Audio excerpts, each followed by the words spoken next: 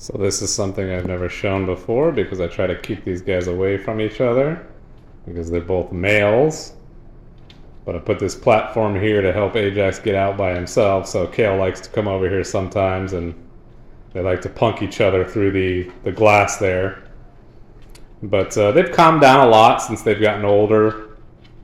Like they used to like chase each other and like slam into glass to try to get to each other, but now they kind of just puff up and ride their tails at each other a little bit, and then like you can see, Ajax has already had enough of it, he doesn't care. But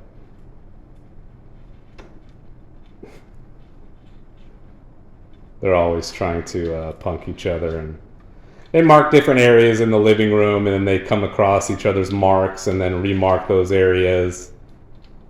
I don't know. You can see Kale's actually a lot bigger than Ajax, but Ajax is usually the aggressor in these things. You can see how Kale is like kind of afraid of him. It's weird, and Kale's the one who's from the streets. Ajax is captive bred, and Kale's not. But maybe Kale just understands more about like how this actually works, so he just decides to back off. But I don't know. I've just never showed this before and decided to include it here.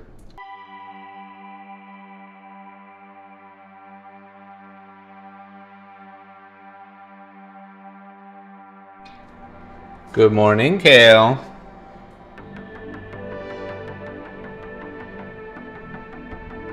Would you like to come outside? You want to come outside today?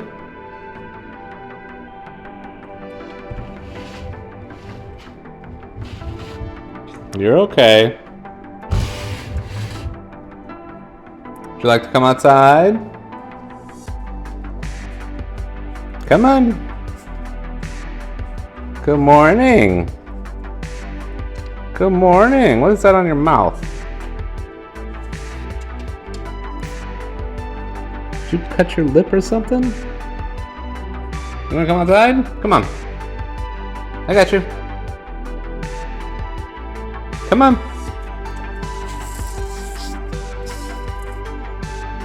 Or is that just something inside his mouth? Hey.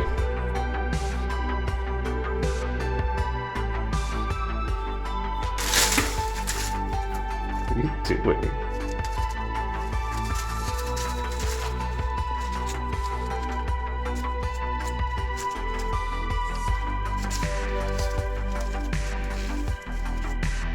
What are you doing? What is that on your face? I can't tell if that's like a cut on his mouth or if he just has something in his mouth. I think he's about to go to the restroom.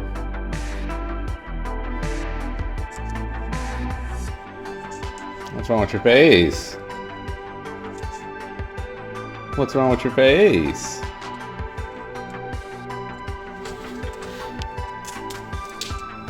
Yeah, I think he's gonna go to the restroom. Whenever he like jumps off my arm before I like get him somewhere, it's usually because like feels like he has to go. Oh, yeah, there he goes. He's going to the restroom. Yeah, that's a great place to go. Like that thing is so hard to clean, bro.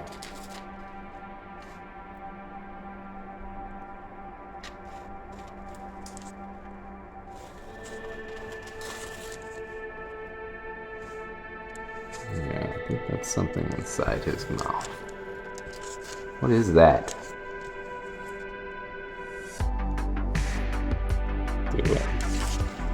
You're chasing the camera?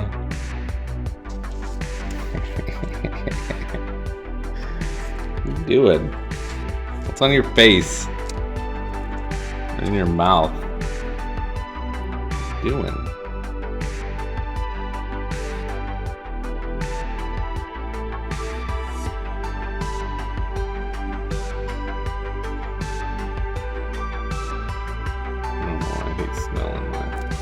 Doing his, he was doing a hemi peen extension, clean out his organ after going to the restroom. He hasn't eaten in a few days.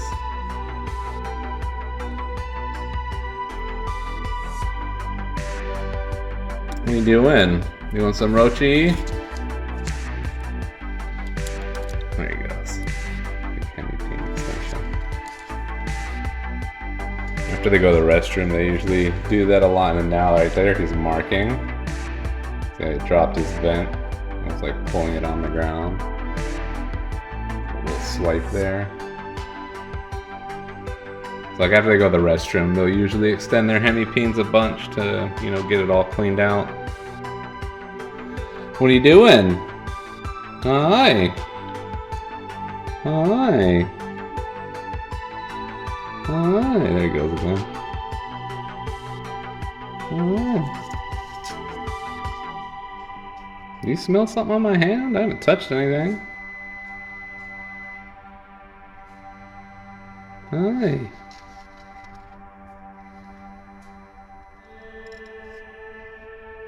Oh, he's pulling me. I don't know what he's doing. Like, there's nothing on my hand. Kale has literally never done this before.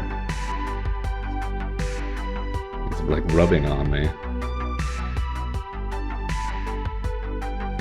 Hi.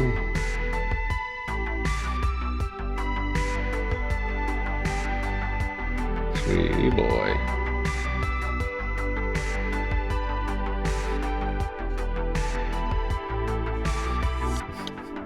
Ow, that hurts.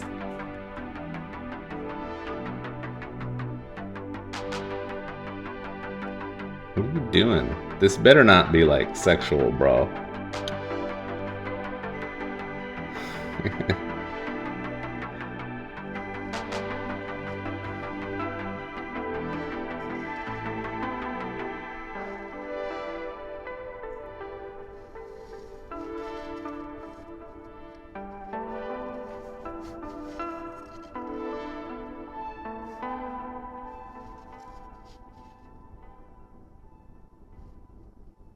What are you doing?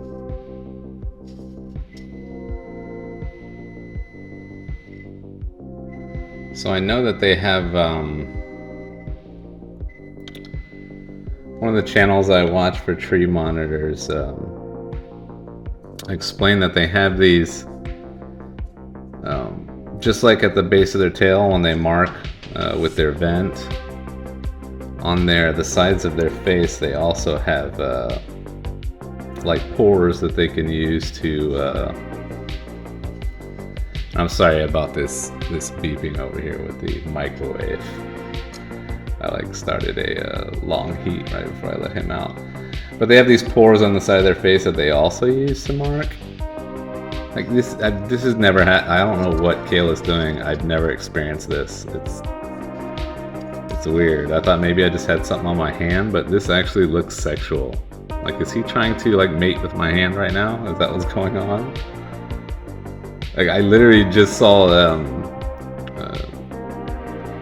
this other guy that posts like videos about his Argus. His Argus was kind of doing something similar, like pulling his hand, and this is just crazy. This is just happening right now. I've never seen Kale do anything like this. Because he was like pulling me towards him with his claws, like roughly. And there's nothing on my hands. Like, I just woke up. Like, the only thing on my hands is an unopened, what's it, spaghetti squash. That's what you hear beeping over there in the microwave. But, like, all I touched was, like, the outside of it. There shouldn't be any smell on that. And he shouldn't care about that anyways. But yeah, it looks like he's, like, I don't know, I'm gonna see what he does with his vent on me here. Doing anything weird? Doesn't look like it. Well, that was weird. I've never had Kale like interact with me in that way. You know, I give these guys rides around all the time. Never really seen anything like that. Okay, so let's shut the microwave off, and Kale is over here laying out on this LED light. So each one of my enclosures has these LED lights hanging up inside them. You can see Ajax is up there. Ajax is still asleep. Little girl is still asleep. She has one. Hers is off right now. But this is an extra one that I put up here on top of the enclosure because of the old Aki enclosure was an open top, so this was sitting up on top, and this is where they fell in love with like laying on these things because, you know, this is like a 110 to 115 degrees, which is like pretty much their preferred temperature, especially for like this all body just contact heat. They really love these things. So I put one up on top of here, and it's just like shining down onto the top of the enclosure. But they still love laying on it. So he's just sitting there heating up. What was that weirdness before, bro? What were you doing? Are you trying to mate with my hand? Huh? Are you trying to get me? Pretty boy. So I have desensitized Kale to my touch. Like, I train these guys to do everything that I do with them without ever touching them. But the last like several months I've been, I think he's trying to get more of that stuff out, or he might be dropping his sperm plugs.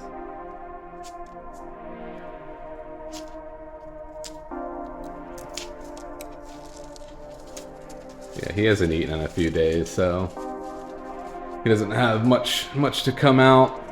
I'm gonna be feeding him today. But what was I saying? Yeah, so I didn't touch these guys when I was like you know, taming and training them. But the last several months I've been, you know, desensitized. I mean, I did chin rubs. You know, that's something I used as a tool. Probably about halfway through training them, once I realized I could bring them out of freeze states using that. But you know, I've mostly been hands off with the tree monitors, especially. But the last, like, I would say, once I started using Kale on the ladder, probably a couple months after that, I decided to start desensitizing him to my touch, and then like still keep Ajax the way I trained him without touch, kind of like as a control, just to see like what the change in behavior would be when they're desensitized to your touch. And like, you know, the benefits are obvious. You know, like I can just pick Kale up now if I wanted to, and I can always touch him and he's fine with it. But I actually still have more control over Ajax without ever touching him. So I still don't touch Ajax. I might change that in the future, I don't know. But Kale is pretty much fully desensitized to my touch. I can, you know, rub him, play with him, touch him all over. And everything is still choice-based. I've picked him up a couple times, but that's only when he's over here like he was doing right now. What he was doing is he's looking for Ajax. He wants to start beef at the glass here. So sometimes when they're going at it here, I'll walk by and I'll just gently, you know, pick Kale up. But I still try to keep every interaction choice-based, because it just keeps creating more and more tame and calmness and more confidence when you let the animal always make that decision. So I'm going to take an intermission to let Ajax out. Ajax has been asking over and over to come out. You can see as I approach, he wants to immediately come down and ask to come out. And the reason they're like this, right? So when you first get, and I think this applies to all monitors. I have 2 tree monitors and an Aki monitor, and it was the same way for all 3 of them. When you first get these guys, the most important thing is to let them see you a lot in the room that their enclosure is in, but you want to pay no attention to them as much as possible, besides when you're there feeding them, because you want them to get over this idea that you're in any way a predator. If you're always fixated on them, they're going to pick up on that. The best thing you can do with these guys is walk past their enclosure paying them no mind. The more you do that, the more they're going to start to get curious of you and be more at ease with you being around, which, you know, makes it possible for them to start being curious of you. And so when I first got my tree monitors, these were my first monitors. Ajax and Kale both grew up right here in this enclosure, and my computer chair is right here. So So I spent a lot of my time just sitting in front of them, doing stuff unrelated to them. So they had all this time to study me and realize on their own account that, I'm not anything to worry about. And once you get to that stage where they're comfortable with you being around, with you being around them, that's what opens up the door for them to start being curious of you. Come on. What are you doing?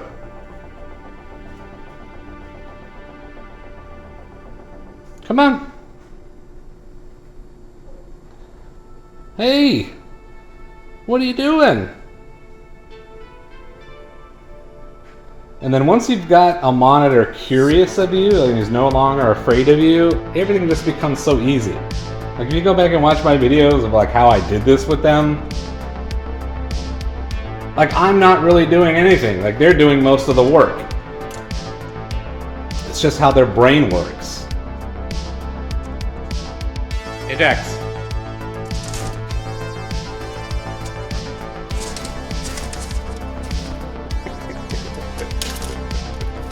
Good boy. Good boy. Oh, there's a big one.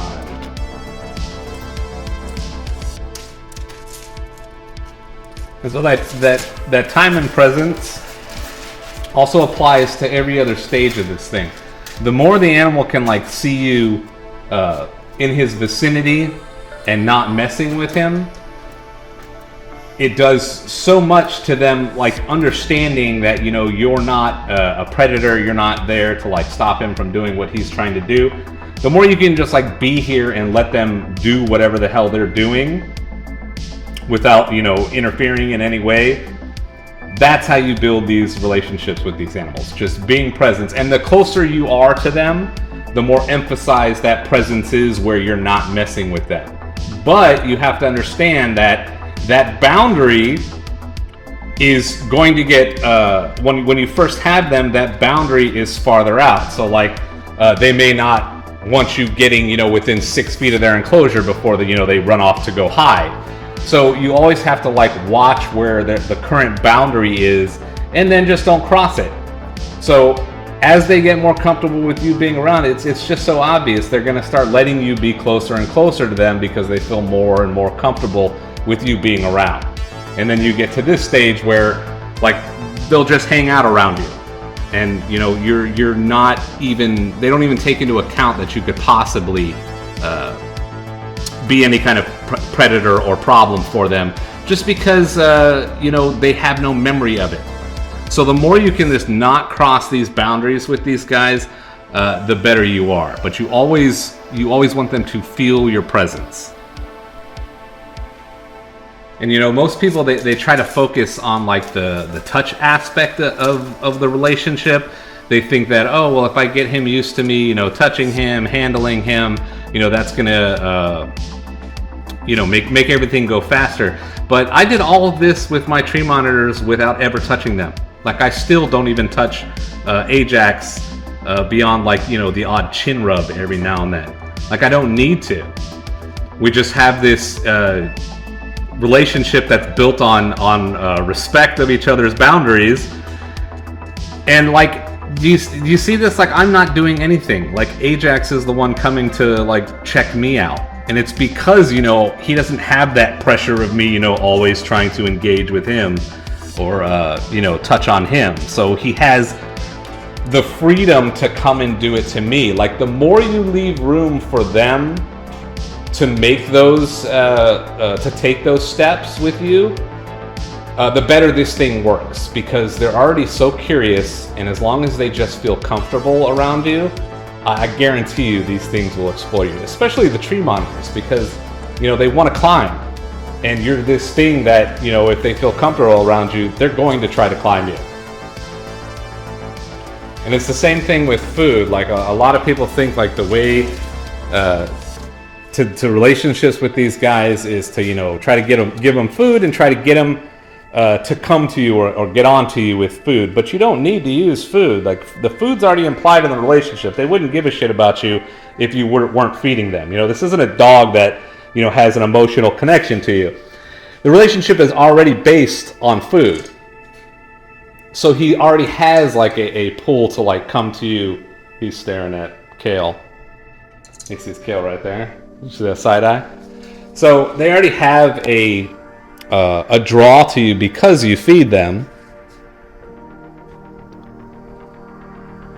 So you don't need to use food to get them to come to you. I actually think it's a hindrance because once they see food, like you saw how he attacked that roach, that's all they think about. So you're not going to get, you're going to get pure instinct when food is present. Oh, look, here's a little girl coming out to pass. She'll probably be asking to come out here in a minute. What was I saying? Yeah, so like, there's already like a natural understanding between you that you give them food and that's why they're messing with you in the first place. Sorry, dude, like, here, grab me. I got you.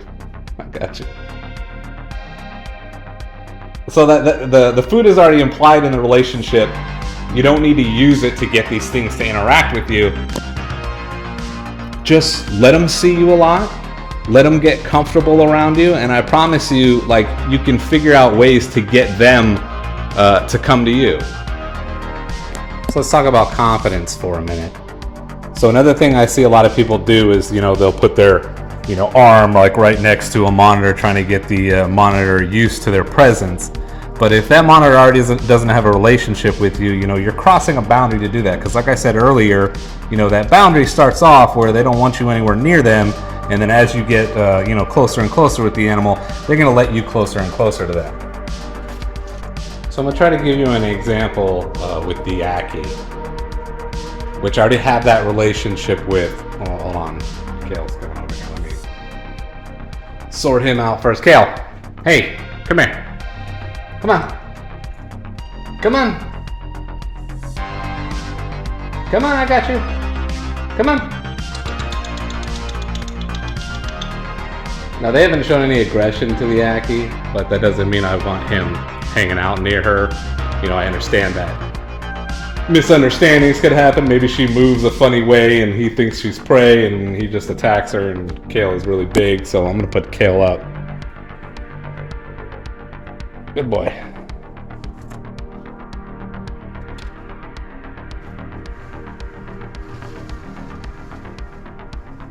Kale doesn't like when I close this door when it moves. Ajax wants to come back out. So here, I'll give you an example of this. I want you to watch how this works.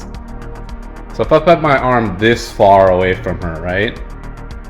Now she's heating up right now, so I don't expect her to just come to me immediately. But if you just think about it logically, right? For her, if I put my arm all the way up here to get her comfortable with me being in her presence, I'm robbing her of every one of these inches of her building confidence.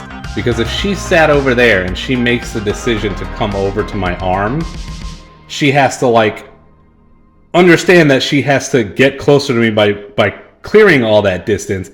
And every one of those inches from her is building confidence towards moving towards me. And as long as nothing goes wrong, it's going to be a good memory for her in interaction with you.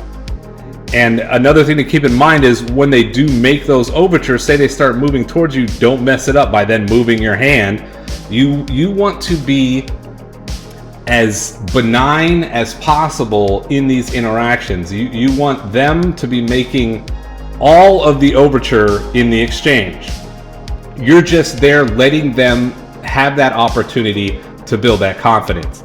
So if you just put your arm down and then just wait, as long as you've done the time and presence, you haven't been crossing any boundaries with them, over time, I'm telling you, that curiosity is just going to build and build in them, and they're going to start coming towards you to explore you and investigate you.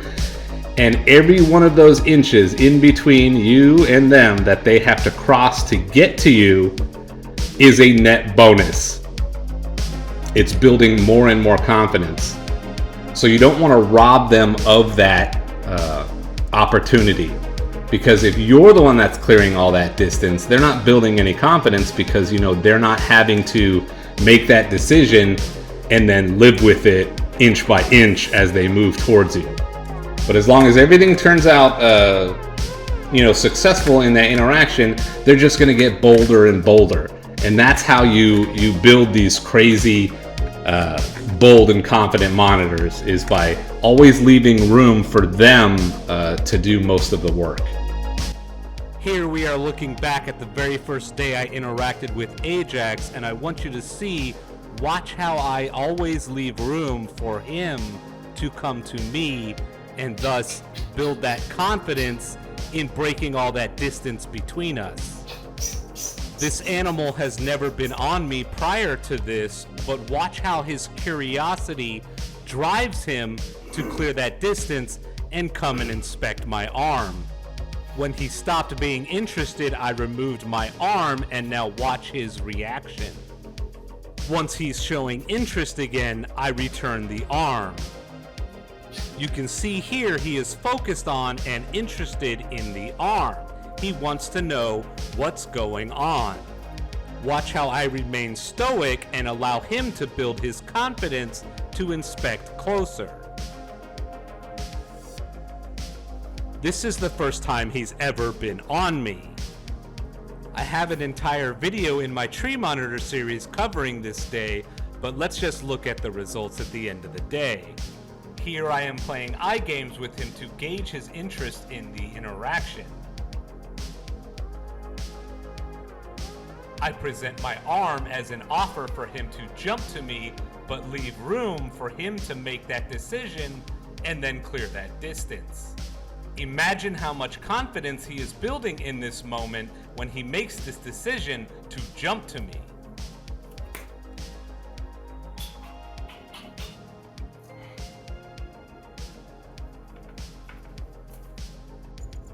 These animals are curious like you wouldn't believe. If you allow them to explore that curiosity, I assure you they will do most of the work for you. When working with monitors, less is always more. Desensitize them to your presence, grant them as much freedom as possible, and then always leave space for them to build confidence.